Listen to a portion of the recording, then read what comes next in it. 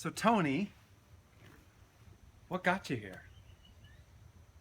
Why'd you choose to come to the inaugural TBM Immersion Integrity Retreat? I would say the number one reason is I wanted to give a gift to myself. I wanted to experience more deeply on a daily basis what TBM can do in my life. I see what it does in my patients' lives, and that's why I wanted to be here.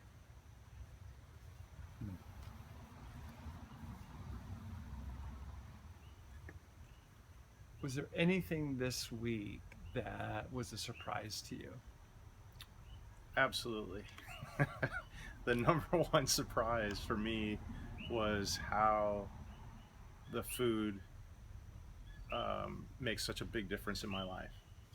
I mean, I bought that little canister of crappy protein powder because I was concerned that I wasn't going to be filled up enough this week. I was a little concerned about the amount of food and so forth, and I was blown away by the change in my body from eating super rich, nutritious food and how little I was able to eat. And for the first time, I felt so completely satiated and not starving all the time for nutrients. So that was a huge, huge light bulb for me this week.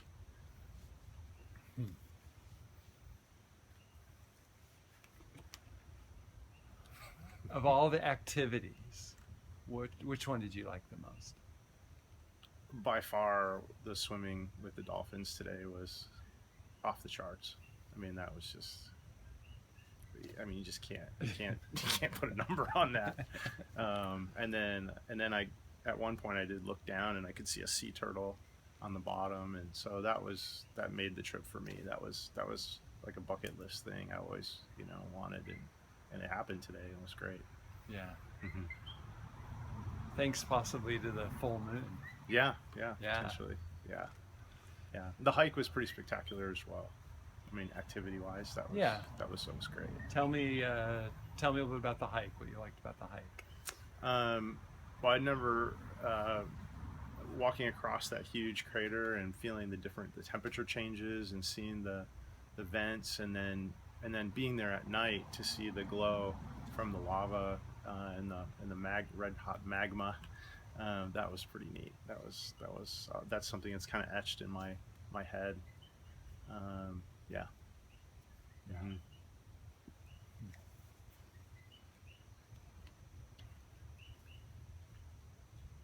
What was your favorite food? My favorite food this week? Yeah. I think the Ono was right up there. I mean, it's such a great fish, and that was right up there. But all of it was pretty yummy. Yeah.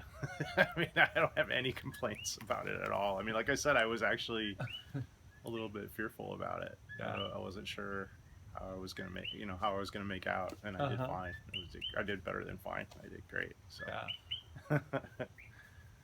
So, what's out of all the experiences you've had and things you've learned, what's the one piece that you think taking back home to Portland is going to have the biggest impact? Of all the things that we've done so far? Yeah. What do you see yourself carrying back home that you're going to look back and realize, wow, that one thing that I implemented has made the biggest difference? There are several different things we've covered this week. Yeah. What's the one that stands out to you? I think the one that stands out to me right now is in the relationship module, working with the affinities and how we generate affection for our partner. And so that one I've already started to implement that. My girlfriend's making dinner for me on Friday night, so it's already being implemented. And then I texted her today about making her list, and she said she's already done that before, but realizes that it's different for each relationship. And so she's working on that, and so we'll have that to talk about this weekend. So yeah, so that was a big one. I think my some of the tools that you were giving around relationships was really pretty pivotal for me. Yeah, it's an area that I've struggled for a long time in. So thank you. You're very welcome.